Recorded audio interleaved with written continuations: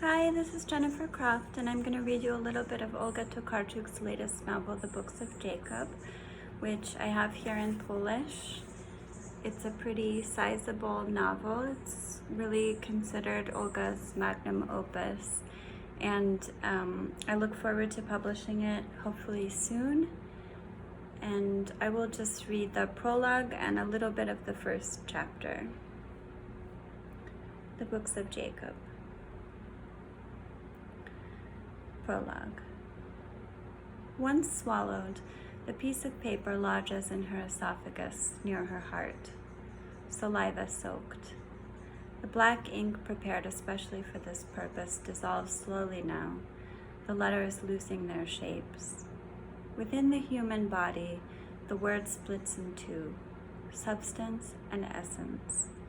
When the former goes, the latter, formlessly abiding, may be absorbed into the body's tissues, since essences are always seeking carriers in matter, even if this is to be the cause of many misfortunes.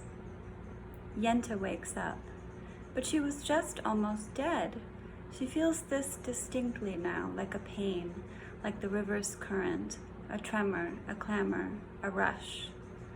Around her heart, a delicate vibration is resumed, the heart beating weakly but at regular intervals, knowing what it's doing. Warmth is restored to her bony, withered chest. Yenta blinks and then just barely lifts her lids again. She sees the agonized face of Elisha Shore, who leans in over her. She tries to smile, but that much power over her face she can't quite summon. Elisha Shore's brow is furrowed, his gaze at her disgruntled. His lips move, but no sound reaches Yenta. Hands appear from somewhere, Old Shore's big hands that come in for her neck, then move under her threadbare blanket. Clumsily, he struggles to roll her body so he can check underneath, in the bedding. But no, Yenta can't feel his exertions. All she feels is warmth, and she notices the presence of a sweaty, bearded man. Then suddenly, as though from some unexpected impact, Yenta sees everything from above. Herself, the balding top of Old Shore's head, since in the scuffle he has lost his cap. And this is how it is now, how it will be. Yenta sees all. Book 1, The Book of Fog. And here we have Rohatyn. It starts with huts, tiny houses made of clay with straw thatch that seems to be pressing the structures down to the ground. But then the closer you get to the market square, the more svelte these little houses become, and the finer the thatching, until thatch disappears altogether into the wooden shingles of the smaller townhouses made out of unfired bricks. And now there is the parish church, the Dominican monastery, the church of St. Barbara, and the market square itself, and then, continuing on, 2 synagogues and 5 Orthodox churches. Little houses have popped up like mushrooms around the market square, made of unfired clay bricks. Each of them contains a business. The tailor, the rope maker, the furrier in close proximity, all of them Jews.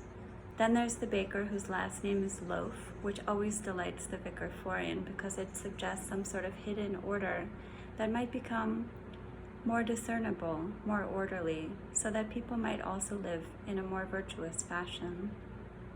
Then there's Luba, the swordsmith, the facade of his workshop more lavish than anything nearby, its walls freshly painted a heavenly blue, a great rusted sword hanging over its entrance to show that Luba is an excellent craftsman and that his customers have deep pockets. And then there's the saddler who has set out a wooden sawhorse in front of his door, and on it a beautiful saddle, with stirrups that must be silver-plated given their gleam. In every place there is the cloying malt smell that gets into every item available for purchase. It's a filling fragrance. It makes you feel like you have eaten bread. On the outskirts of Rohatyn, in Babince, there are several small breweries which lend the whole region this satiating scent.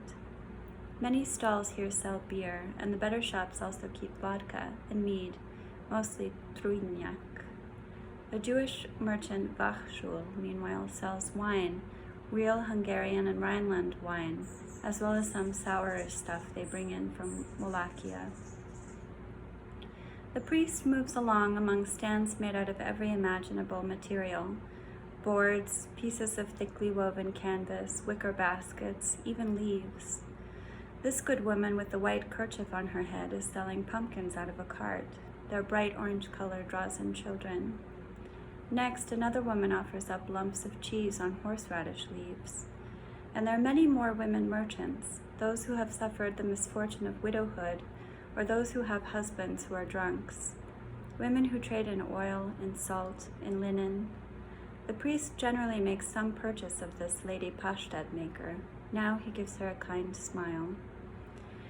After her are two stands that feature evergreen branches, a sign they're selling fresh brewed beer. Here is a rich stall that is operated by Armenian merchants.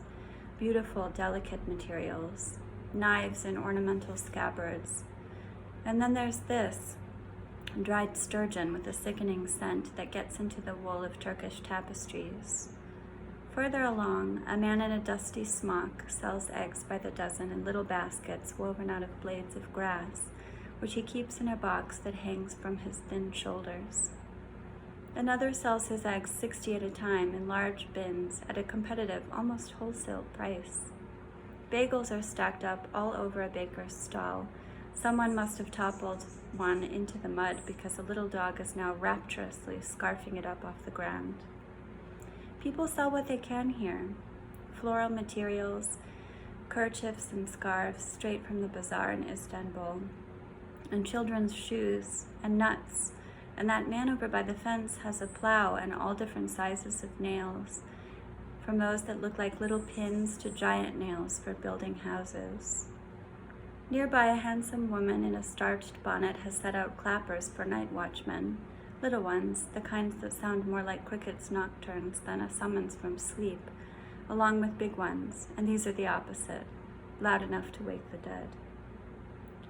How many times have the Jews been told not to sell things having to do with the church? They've been forbidden by priests and rabbis alike, to no avail.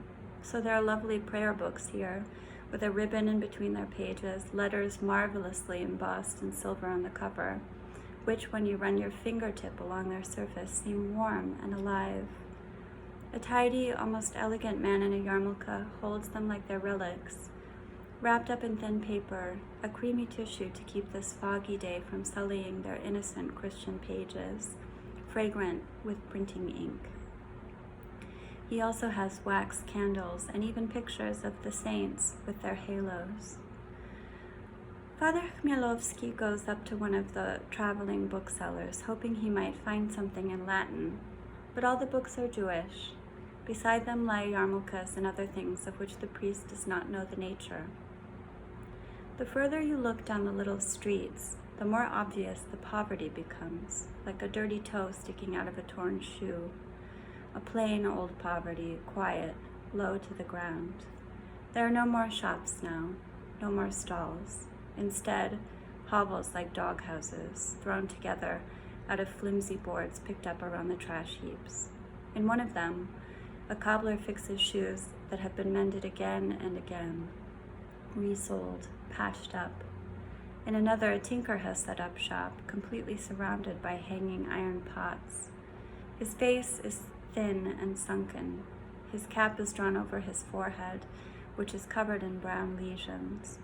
The vicar foreign would be afraid to have his pots mended here, lest this wretch pass along some sort of terrible disease through his touch. Next, an old man sharpens knives, along with all types of sickles and scythes. His workstation consists of a stone wheel tied around his neck. When he receives the thing he is to sharpen, he sets up a kind of primitive wooden rack on the ground. Several leather straps make it into a simple machine, the wheel of which, set in motion by his hand, hones the metal blade. Sometimes sparks fly, then careen into the mud, which provides particular pleasure to the filthy, mangy children around here. From his profession, this man will earn grosze, a pittance. He might also use this wheel to help him drown himself. an occupational advantage of sorts. On the street, women in tattered rags gather up dung and wood shavings for fuel. It would be hard to say based on their rags whether this is Jewish poverty or Eastern Orthodox or Catholic. Poverty is indeed non-denominational and has no national identity. Si est, ubi est, the priest wonders of heaven. It certainly is not here in Rohatyn, nor is it, or so it seems to him, anywhere in the Podolian lands. Unless one thinks things might be better in the bigger cities, one should be gravely mistaken to do so. True, Father Chmielowski has never made it to Warsaw or Krakow, but he knows a thing or two from the Bernardine Pikulski, who is more worldly, and from what he's heard around nobles' estates. Paradise, or the Garden of Eden, has been transferred by God to some beautiful and unknown place. According to the Arca Noe, paradise is somewhere in the land of the Armenians, high up in the mountains, though Brunus insists it's sub polo Antarctico. The signs of proximity to paradise are 4 rivers, Gihon, Pishon, Euphrates, and Tigris. There are authors who, unable to find a place for paradise on earth, located in the air, 15 cubits higher than the highest mountain. But this strikes the priest as very silly. How could it be so? Wouldn't those living on earth be able to see heaven from below? Wouldn't they watch the saints' heels? On the other hand, one cannot agree with those who try to spread false claims like that scripture on paradise has mystical meaning only. In other words, that it ought to be understood in some metaphysical or allegorical sense. The priest believes, not only because he's a priest, but also out of his deep conviction, that all things in Holy Scripture must be taken literally. He knows everything about paradise, having just last week completed that chapter of his book. It's an ambitious chapter, drawing on all the books he has in Phileuf, and he has 130 of them. Some he went to Lviv to acquire, others all the way to Lublin. Thank you, and I hope that you will read the Books of Jacob by Nobel laureate Olga Tokarczuk.